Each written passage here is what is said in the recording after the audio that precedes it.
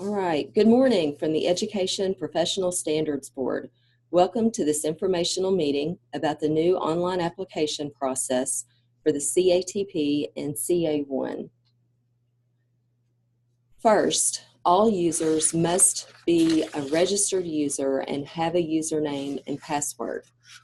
Applicants must have Adobe Acrobat Reader software installed on their device so that they can electronically download their certificate. Very important is that third bullet. This system is limited to in-state applicants only. So we will continue to use the paper application, that process, for out-of-state people. Candidates must, well, in this first slide, obviously we're speaking about the CATP application for the option 6 candidates. Candidates must first be admitted into an option 6 program in the EPSB admission and exit system before a district can initiate the application process. Currently, applicants are supposed to have a copy of a letter from their institution indicating that they are eligible for the temporary provisional certification and provide a copy of that letter to the districts before the districts start the paper application. That's the way it's done now. In this process flow, it is similar. The applicant must still have a letter from their education and preparation provider. We will refer to them as the EPP in these PowerPoints, verifying the applicant's eligibility for a temporary provisional certification. The district then, here, and this is one of the different steps in the new process flow, the district must notify the EPP by either phone or email or by a fax letter of some sort that an offer of employment is being made to the applicant. This can be as simple as sending an email to the certification officer overseeing option 6 programs at the university confirming employment. At this point, the EPP is going to update the applicant's status in the admission exit system to an option 6 program participant. The district will then be able to initiate the online application. The candidate will complete the character and fitness portion of the application. The EPP will verify enrollment and upload the mentoring plan once completed, and the district will do the final verification and submit to EPSB. Now we're going to go into each one of these steps in a little more detail. Initiating an application. Once the applicant has been enrolled into an option 6 program, so this is after the applicant has provided your office with a copy of their letter indicating that they are eligible for temporary provisional certification, and you have contacted the EPP where they are enrolled and confirmed that they have an offer of employment. Then you will be able to go into the forms library of KeySe and create application beside the CATP link. This is going to be a similar process to the CA4 online process that districts are already doing for emergency subs.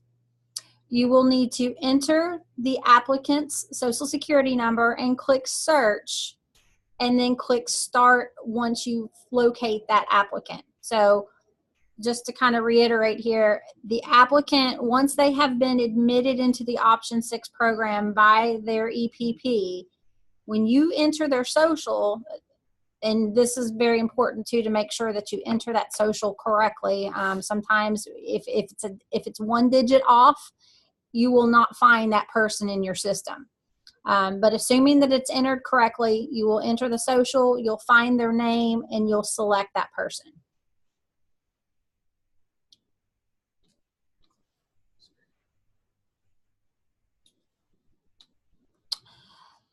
And once again, I put this in bold. The applicant must be enrolled in an approved program at a Kentucky college or university, and they must have concurrent employment for a local district before that application process can be started. If you go to enter a social and no admission data is showing, you will need to contact the EPP certification officer for assistance. That would most likely mean that the EPP has not moved that person into the option 6 program in admission exit. You will see a message similar to the one you see on screen here that says our records indicate that the above applicant is not enrolled in option 6 alternative certification program.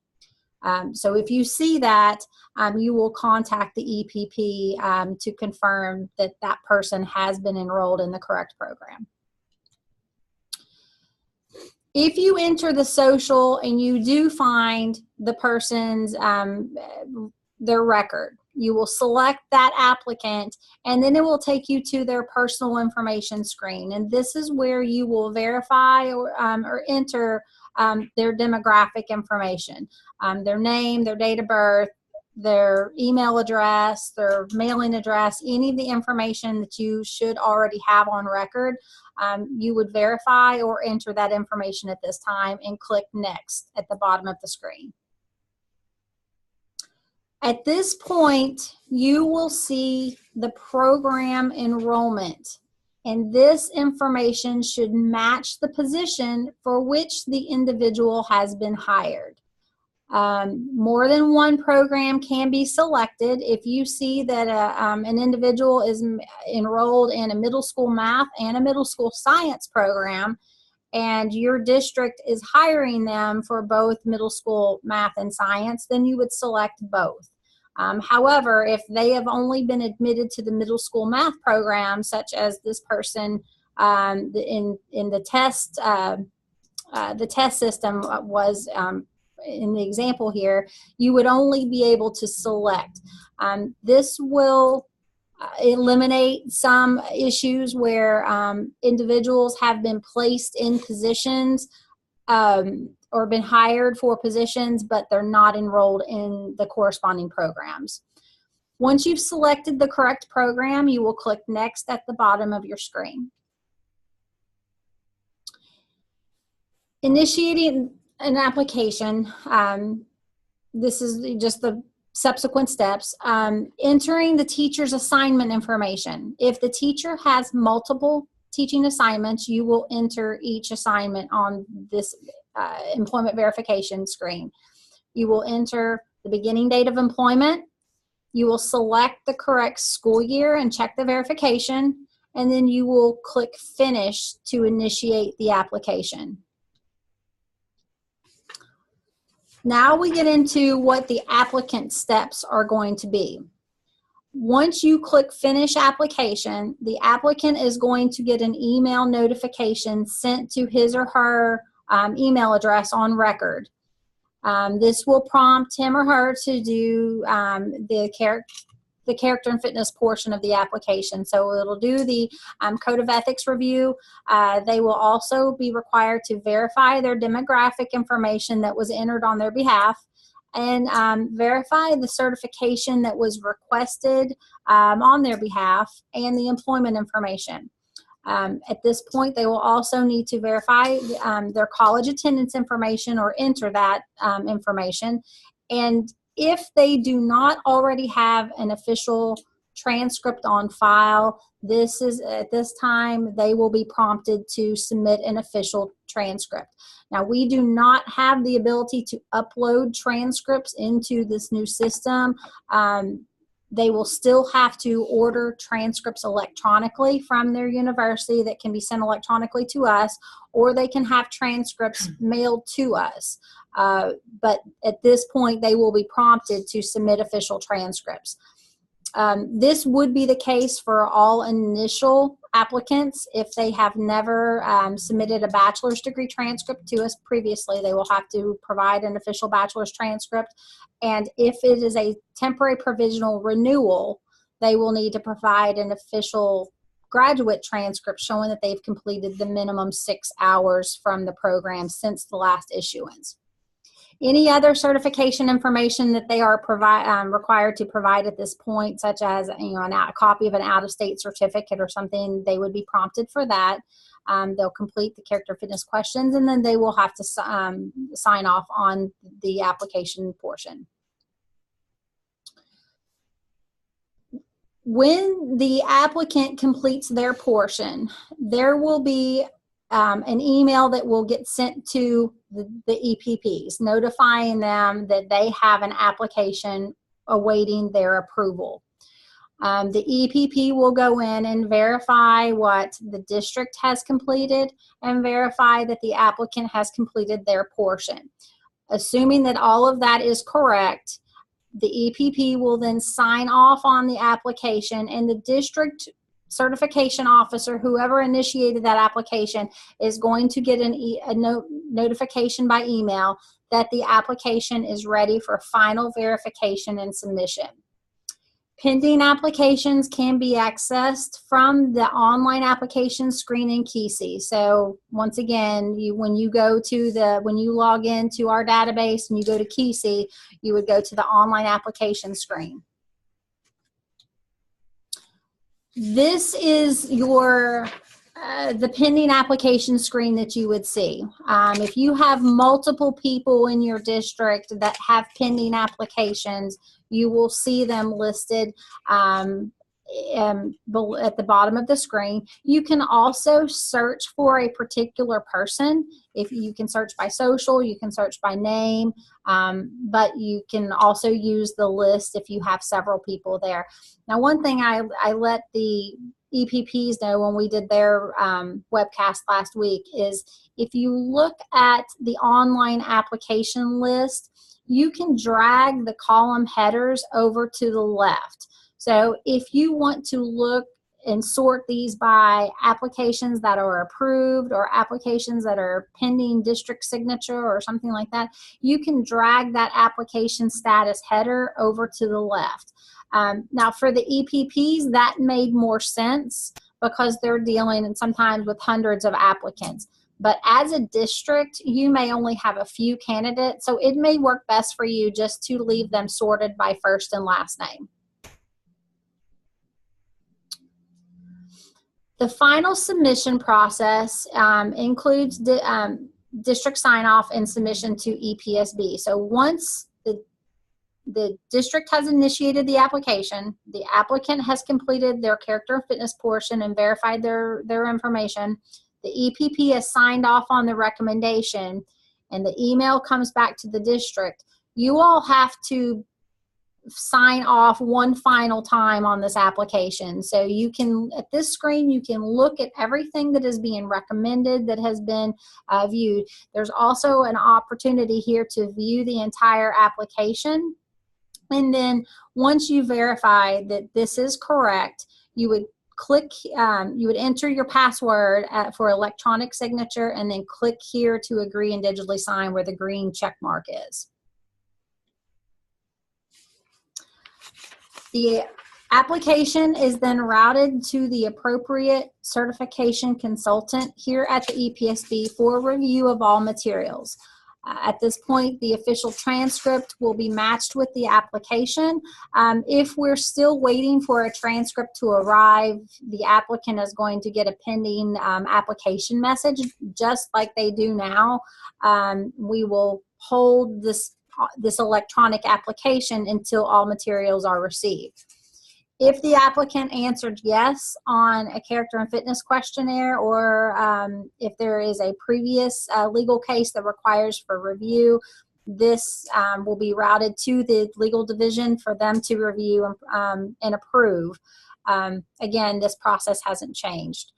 Once all materials are here and everything is verified, their program, their employment, their certification, the consultant will then create the credential in our system, and then it will be routed to a second consultant for review and final approval. We do this process now also.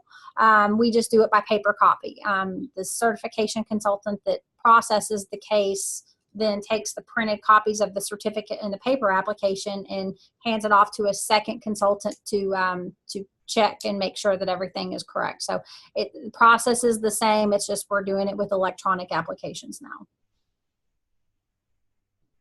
Once an application receives final approval by that second consultant, the credential status is changed to certification issued, and the applicant will be sent an email with instructions on how to download a copy of their certificate.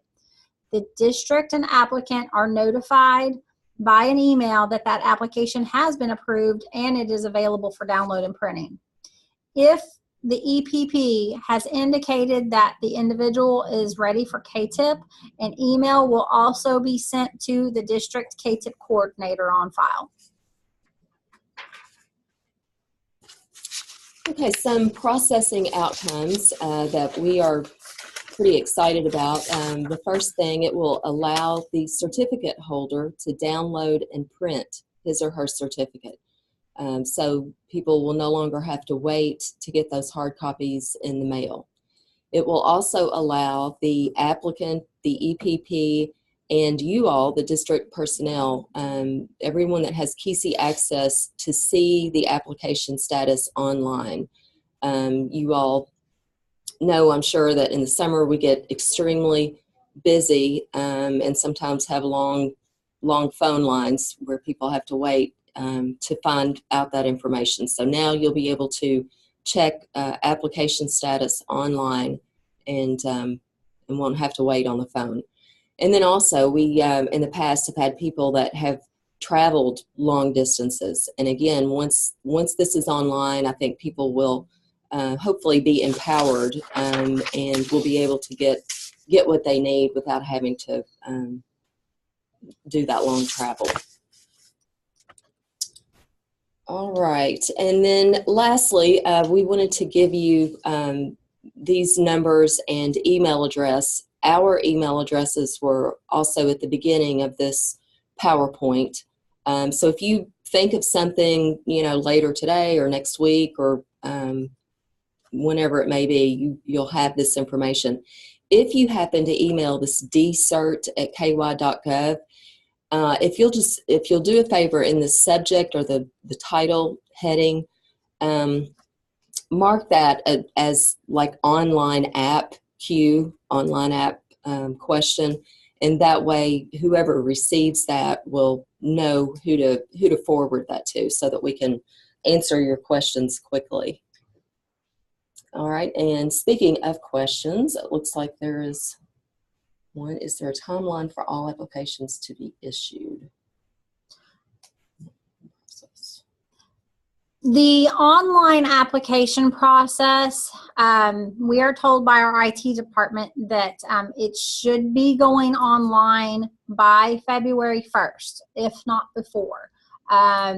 There will be a transitional period where we will still allow the paper applications for the CATP, particularly the ones that are already like partially completed or maybe in our office that we're maybe waiting on a transcript to arrive, or maybe we're just waiting on a mentoring plan.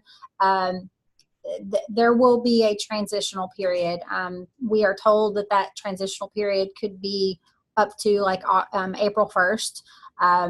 We don't have a hard date on that yet, but we are told by IT that they should be ready to go to roll this out by February 1st. Okay, another question: when the district signs off on the application, would that still be the superintendent or the designee? That will be the HR, whoever that designated person for the district is.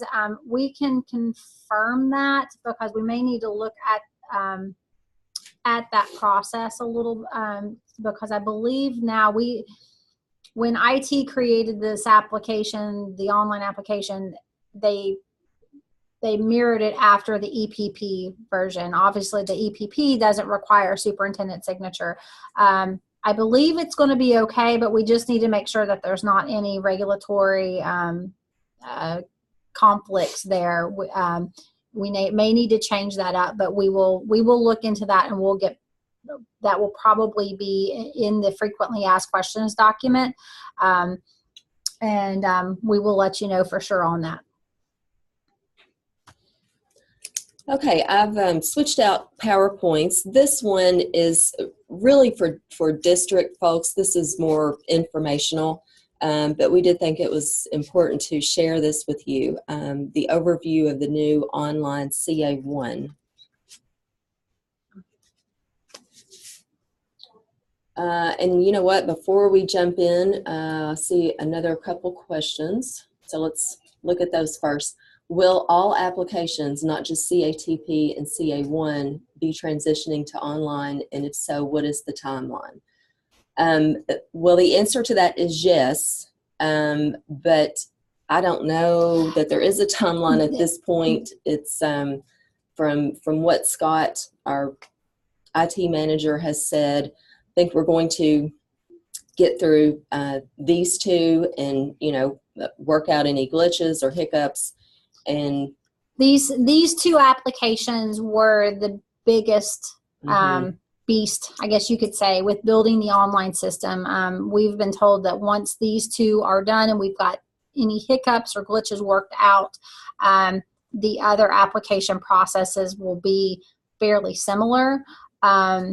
Or not similar, but they'll be easier to go. So we don't have a timeline yet on the others, but these are the two that are being rolled out, in the near future. And then the second question we actually just talked about before we started this. Crystal and I had discussed it. Can a contact list for the EPPs be provided? I think that is a great idea. You all need to know who your contacts are. So we will work on that, and I'll make sure that is posted where all these other resources will be on our website. So and if you have trouble finding this, I know the presentation or the webcast that we did for EPPs last week is already online.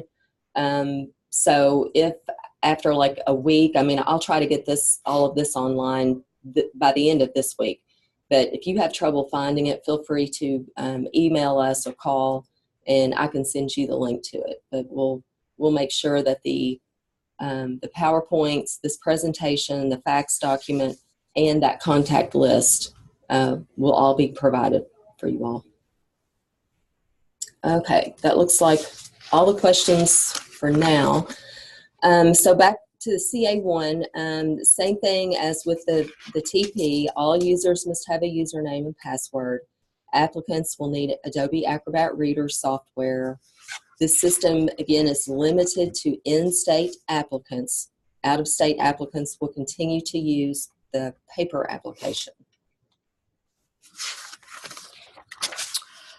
So with the CA1 process, there are several different pathways in which this would that the applicant could take. And again, the majority of these do not involve the district. We just wanted to give you an overview. So if you've got applicants who are asking, how do I start this process, you can at least be aware of the process to give them a little guidance.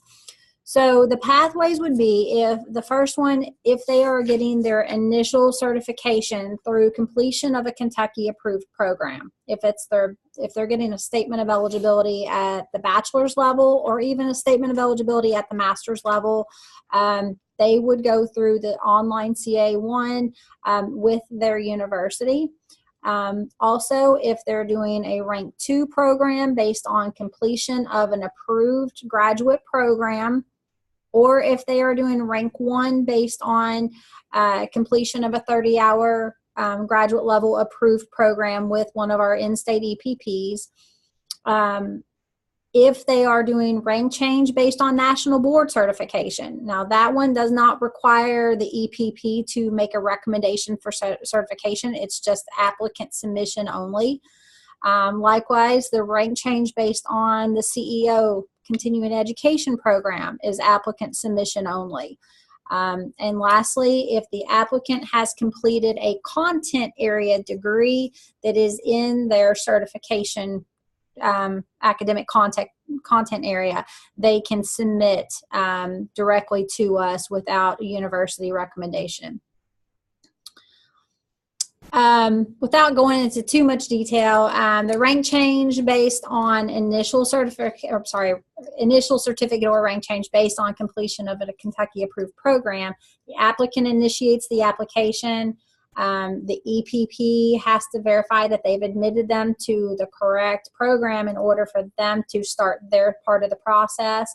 The candidate will receive notification by email to complete their character and fitness portion, and then the EPP will verify program completion and make a recommendation for the certification and or rank change that they will receive.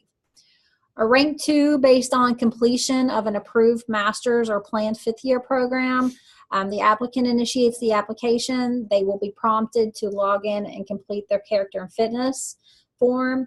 The applicant must complete an approved program that leads to rank 2. So once again, the EPP has to verify that they've got them admitted in to the correct program in admission exit. And then lastly, the EPP verifies their program completion and makes a recommendation for certification or rank change. If it's a rank 1 based on completion of a college or university approved program, the applicant initiates the application. The applicant will be prompted to complete their character and fitness portion. The EPP will verify that they are enrolled in an approved rank 1 program. And then lastly, the EPP will verify program completion and make a recommendation for certification and or rank change. Now, if the applicant is completing a rank change based on national board, they will initiate the application. They will be prompted to complete their character and fitness portion. They will need to upload a copy of their national board letter. So it may be the letter, it may be the email that they receive that says, congratulations, you are a national board certified teacher.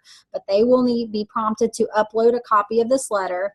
And a college recommendation is not required for this path. So once they upload that letter, they submit it, their application is complete and is ready for review by the certification consultant. Same process with the continuing education option. The applicant will initiate the application. They will be prompted to complete their character and fitness portion. Did not include this on the bullet, but I believe also we had discussed on the EPP webcast that the applicant may need to upload a copy of their CEO completion letter. They receive a notification from the EPSB once they have been designated a program completer or successfully completing the CEO program. And I believe at this point they can also upload a copy of that letter. If they don't have a copy of the letter, we can verify their program completion with that division as well. But once again, a college recommendation is not required for this path. Rank change based on completion of a content area degree, and this would be for rank 1 or rank 2. The applicant will initiate the application. The applicant will complete their character and fitness portion. They will need to submit official transcripts to the EPSB, and that goes without saying with the other EPP routes as well through rank change. The candidates at each point in the process are prompted to submit official transcripts either electronically or by mail.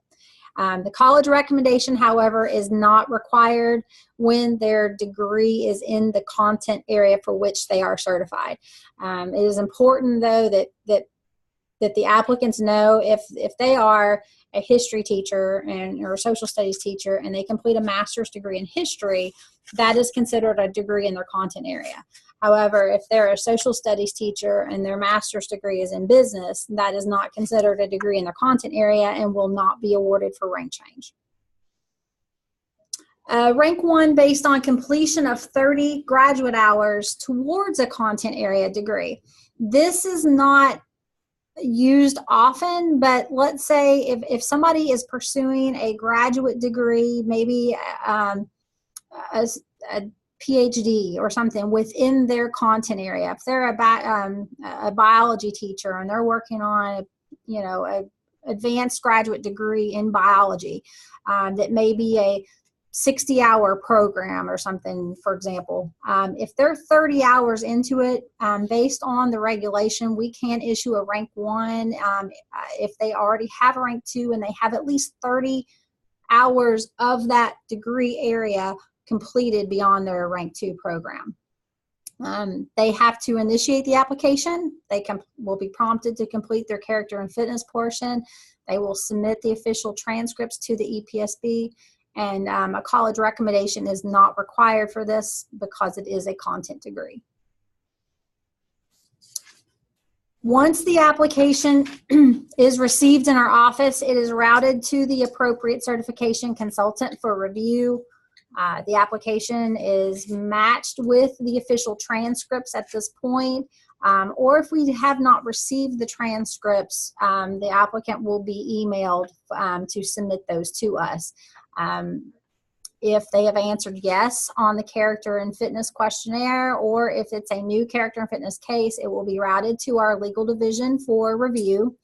And once all materials are here and we have verified that it is everything is accurate and it's ready to be processed, the consultant will create the credential in our system, and it will have a status of pending.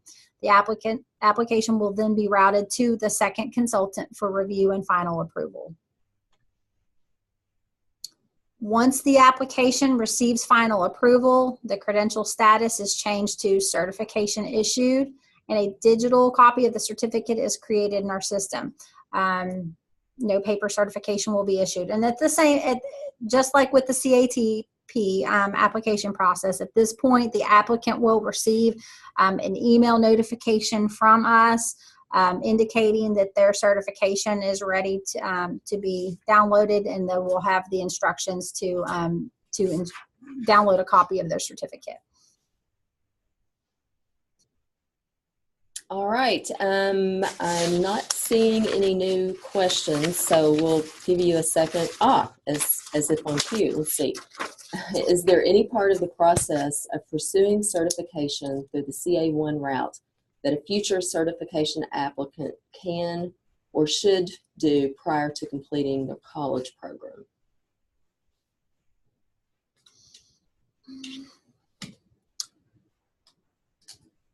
There is not anything, if they are applying for initial certification or a rank change, there really isn't anything that they can do prior to completing the program, because it's all going to be contingent on completion of the program. The university cannot sign off on their recommendation before that program status is showing as completed, and the applicant can't submit their transcript until the degree or that program is completed. If anything, the only thing that they would be able to do prior to completion is if they're going to be getting a rank change or adding a certification, the only thing they could do is go online and pay their fee, because the fee, the $85 fee, is still going to be the same. They'll be prompted to pay that when they're going through that process. So that would really be the only thing they could do, just to get that step out of the way. Okay, and as we mentioned earlier, we were looking at a February 1 rollover date for this new online system, but there will be a time period, grace period, if you will, where we will continue to accept paper applications. So we know there's going to be a period of time where we'll be doing both. And also, as stated earlier, this presentation, both PowerPoints, the facts document, and then we'll also put together that contact list for the EPPs. All of that will be provided on our website. And I'm seeing, would you please repeat the EPSB contact information? Yes.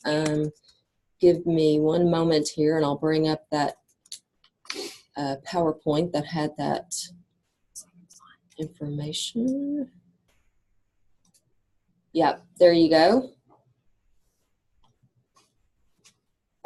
So this concludes the recording portion. I'm going to turn that feature off, but Crystal and Daniel and I will stick around for a few minutes. If anybody has a question off record, or want to chat for a minute about whatever, we will hang around.